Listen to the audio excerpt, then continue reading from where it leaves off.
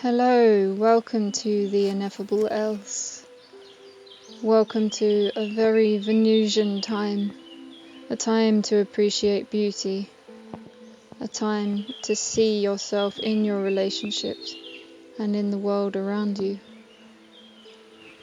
Astrology is an amazing tool to liberate us from the labels which hold us back, as we little by little identify our sun, moon, ascendant, Mars, Venus, Saturn, Jupiter, Uranus, Neptune, Pluto. We find that all of these different archetypes are present within us. This is internal alchemy, and it is the most worthy mission of your life. The most beautiful thing is how individuated it is, and yet how much it brings us into closer harmony and unity with everything. Hope you enjoy these videos. Lots and lots of love.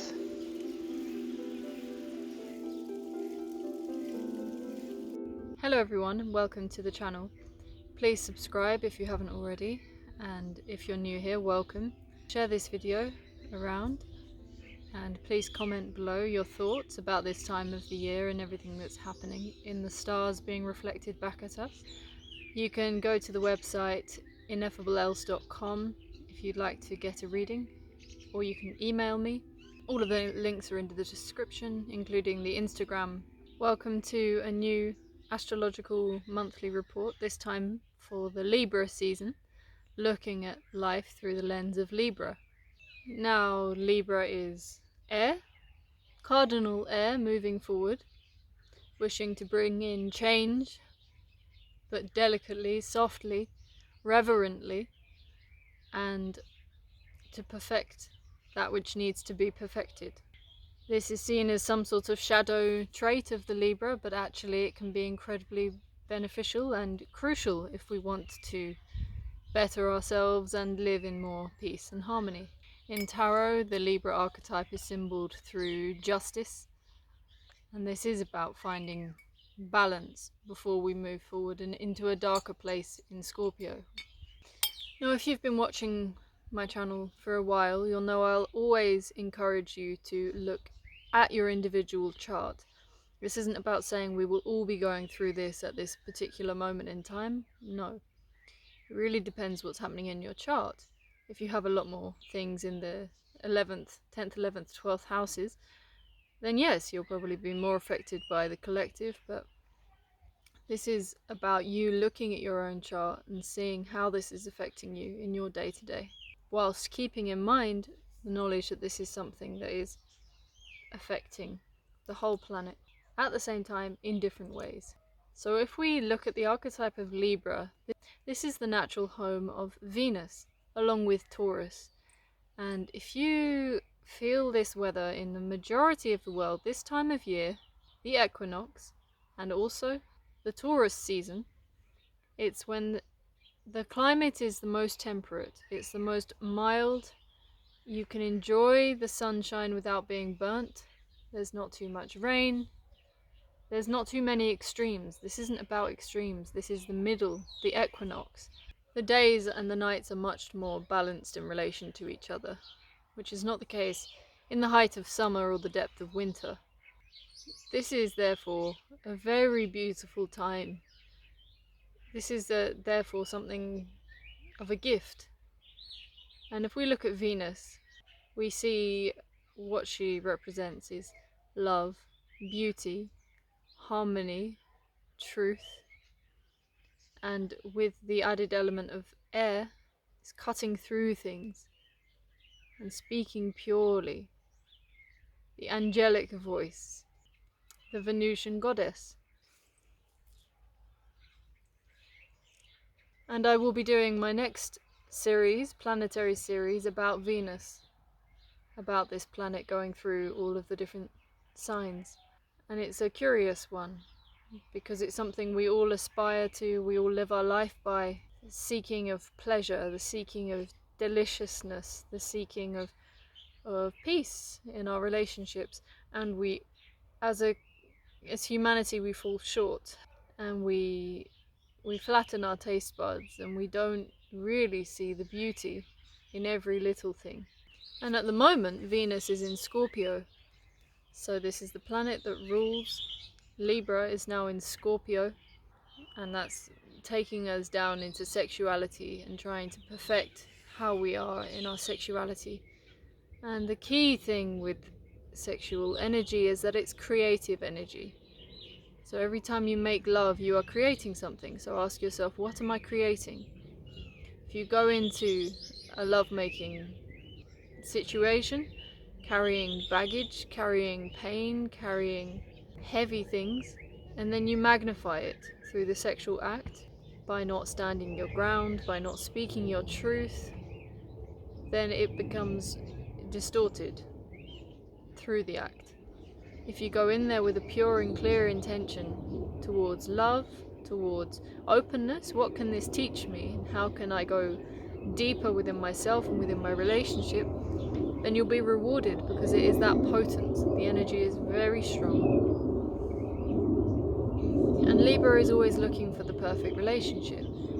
It knows that we're not here to be solitary creatures. We're here to have relationship. That's why we have families. That's why we are dependent on other humans for the first however many years of life. And this thing of interdependence it's a skill to master. And there should be awards handed out to people who can actually live in relationship and thrive. With the rates for divorce that we have, it's a tragic situation, and one that clearly needs our attention. In the business world, you wouldn't let your clients down. You wouldn't leave them hanging. You would always follow up on promises and give reasonable excuses if you cannot meet certain deadlines. In relationships, we don't do that. We sometimes tie the knot or make the commitment and then not really feel that we have to do anything else. It's kind of set in stone, and relationships are just as dynamic as any business partnership, business merger, and it has to be worked on. So we cannot be surprised when these things do not work out. The other point with relationships is that there's a case of adultery and people looking elsewhere, and it's been proven through multiple statistics show that people do not cheat because they want somebody else. They cheat because they want to be somebody else, and they're sick of the person they've become with their partner, so they start looking elsewhere. And the other thing is, sometimes we can't open to our partner because we want to leave the past behind, but in that past we've left something of ourselves that we need in order to go forward. So it's the discernment to know where we've given parts of ourselves away to someone in the past, and it's now inhibiting our future. This is all alchemy. It's all alchemy, and it's very subtle and very fine, and it can blink and you miss it. And this Scorpio Venus is in opposition with Uranus in Taurus, which I've spoken about before, which is addressing our values and how we are going to evolve our values into this new world that we live in. And at this exact moment, so is the moon. And this opposition can be drawing attention to intimacy and to values, and with Libra there behind it, with the Venusian element, it's how do we make this more beautiful, and how do I, and without this sounding like one of these sort of self-help things, but how can I be the best me today? What would I find attractive in myself? What is it that I want to bring out in myself that I'm letting fall by the wayside because of shame or because of not wanting to shine too brightly? And this is your time to put your cards on the table and see yourself. And this is the funny thing about relationship, and the funny thing about Libra is all of the work is internal with yourself, and then that then rolls out onto the people around you. And many times the Libra archetype is a spider on my arm. This is the Scorpio energy coming through.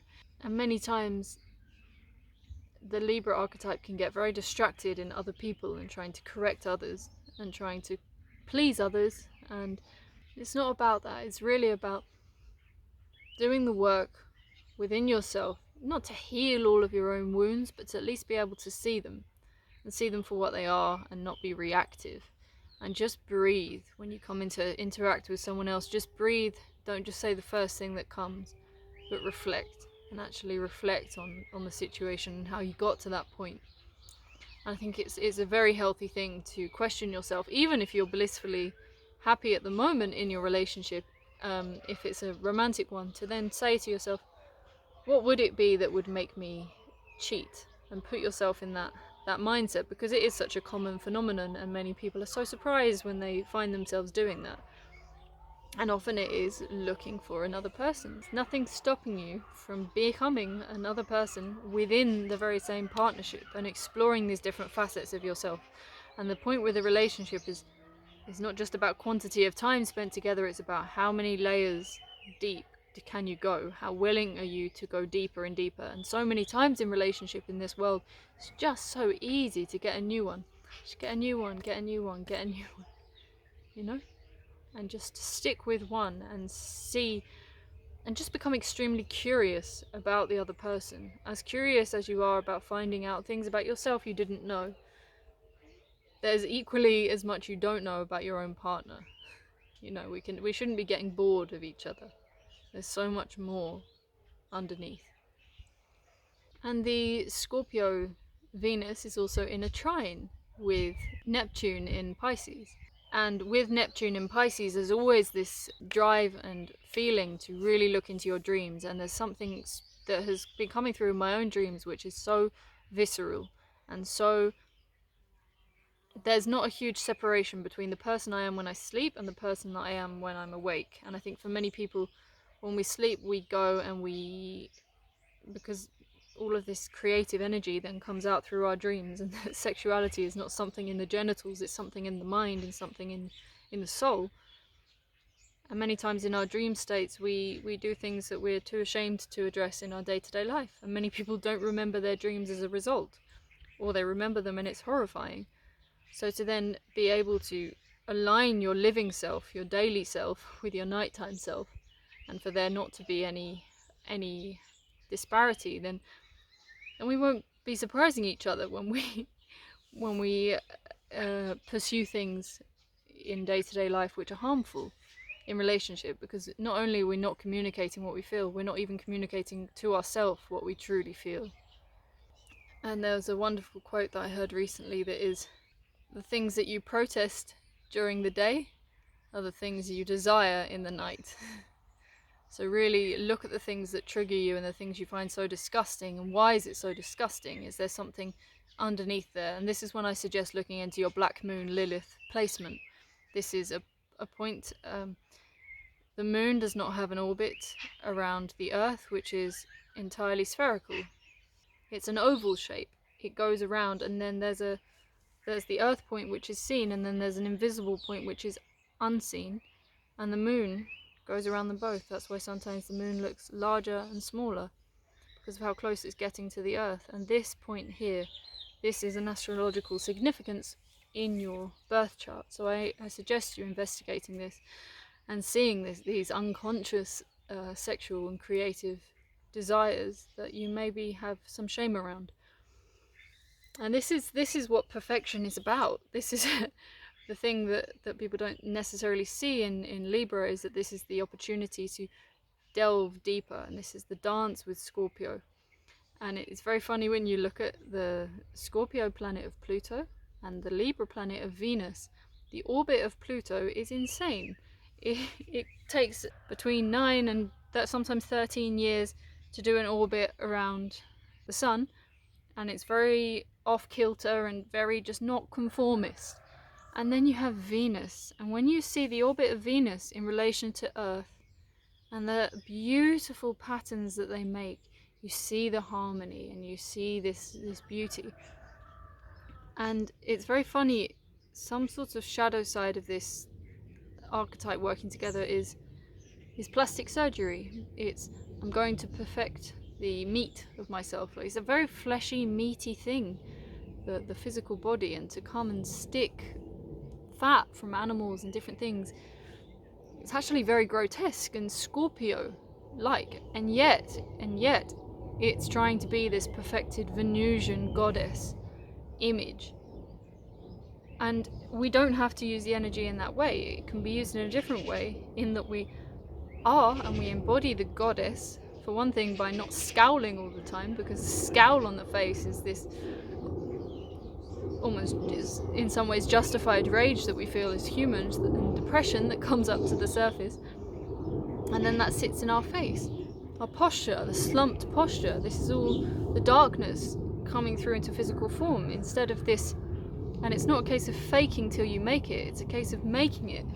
So you make it. So sitting in a way which is good for you, a way in which you deserve. This is values, this is Venus and values and what you deserve. Think of Taurus. This is why in some ways we need this Venusian kick 2 times a year to bring us back into some concept of balance and beauty.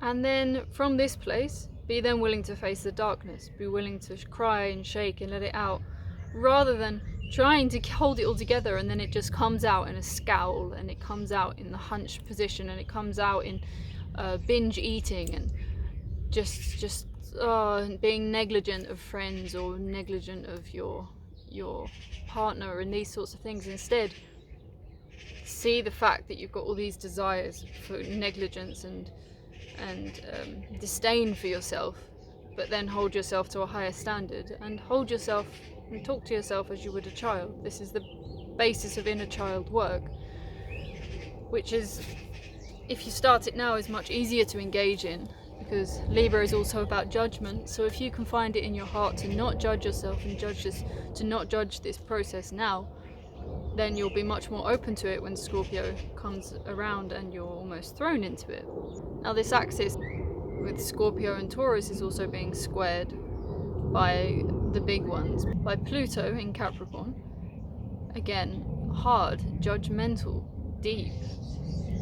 And then also by the beautiful Aquarius, Jupiter and Saturn that we have happening at the moment. So it's very grandiose times. It's a grandiose moment to go into the little things, the littlest details of things. This is the beautiful thing with what Virgo has been teaching us. The devil is in the details, so really address the detail, and then look after the pennies, and the pounds will look after themselves, as they say. And then, as I said, the sun is in Libra, which is a lovely place for the sun to be. It's a lovely place to be in the sun. And this is conjunct Mars at the moment. Mars, your action. How do you take action with this Libra energy?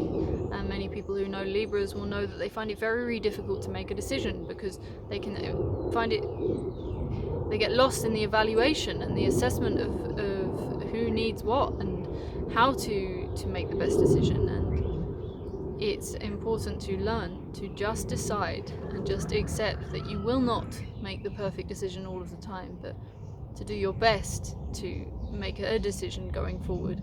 And most of the time it's not that important, and we can rectify it later through making different choices in the future. But many times it's very important to try and fail, try and flail, and then see what happens later. Otherwise, how on earth are you going to develop any wisdom? Just to be someone polished who's never made any mistakes is not desirable either. And then we also have Mercury in Libra, so how are you thinking? This is a witty mind, but it's also so sweet. The mind of Libra is very, Libra Mercury is very sweet, and as in Gemini it can be quite cutting, in Libra it can be really bigging people up and saying the right thing at the right moment to harmonize the situation in this energy healing way, this very kind word that just came at the right moment because you were focused on what was happening. This is that lovely part of Libra that we can engage with, this ability to listen, having the ears and the eyes to see. And I just want to quickly address the Chiron in Aries, and this is a collective wound that we're all going through at the moment, and certain things are affecting all of us, and then they hit our chart and then they tap into other parts. So if you have something going on in Aries, this will be particularly prevalent for you at this time. For example, I have Pluto sitting exactly on top of my natal Venus, which is why and it has been for a few years, so this is why I feel it's time for me to address the Venus principle and to see that it is so important, beauty, because otherwise what's the point doing all of this inner work if you don't have anywhere to go, if you don't have any idea or concept or feeling about the beauty and the harmony that's to come. And with Chiron in Aries, this is a wound around the self, a wound around identity, and we get lost in a lot of talk and a lot of needing other people to validate my identity, tell me I'm entitled to my identity. But there has to be a knowing that I am me. I'm me, and I don't need that validation from outside. I don't need the approval of another to be exactly who I am. And I'd like to just mention something I've been watching a lot recently, and it is incredibly wonderful, and I knew about it when I was younger, but watching it again now, is the 7 Up series. This follows some children from 1963 and sees they're 7 years old, and it goes back to visit them every 7 years. They make a film interviewing these children as they grow up.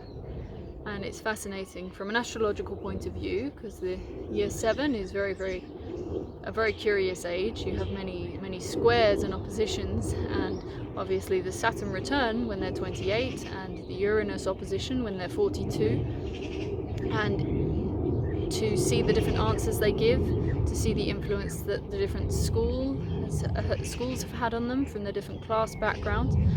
But deeper than that, their astrological makeup shines through, especially when you see two people from the same school with the same supposed background, and then the different ways that they go later.